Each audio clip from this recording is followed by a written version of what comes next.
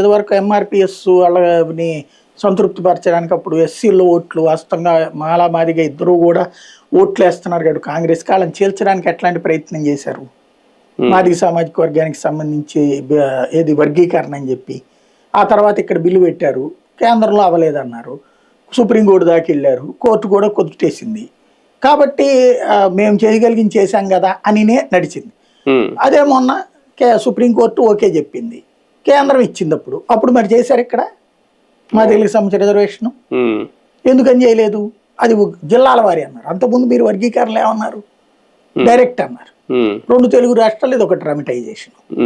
Main ఏంటంటే ఆయా సామాజిక వర్గాల్లో ఉన్న నాయకులు కూడా ఇక్కడ వీళ్ళతో కొలైడ్ అయిపోవడం వల్ల స్పష్టంగా సమాధానం స్పష్టంగా అడగడం అన్నటువంటిది లేదు. అంటే వర్గీకరణ విషయంలో కానీ ఇది కానీ సుప్రీంకోర్టు తీర్పులు ఇచ్చినా సరే ఇక్కడ సభల్లో మాత్రం అది వర్కౌట్ అవ్వట్లేదు. అదే ఉంటే తెలంగాణలో లేదని ఒక చర్చ తీసుకొస్తారు గట్టిగా మీరు మాట్లాడితే.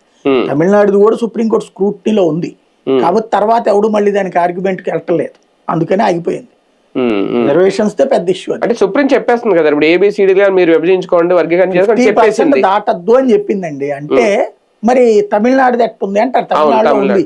తమిళనాడు రాజ్యాంగ సవరణ చేసి పెట్టింది ఇందిరాగాంధీ ఆ రోజు తమిళనాడు ఎలక్షన్స్ కోసం. తెలంగాణలో కూడా ఉన్నట్టుంది ఇదే సమస్య, వాళ్ళకు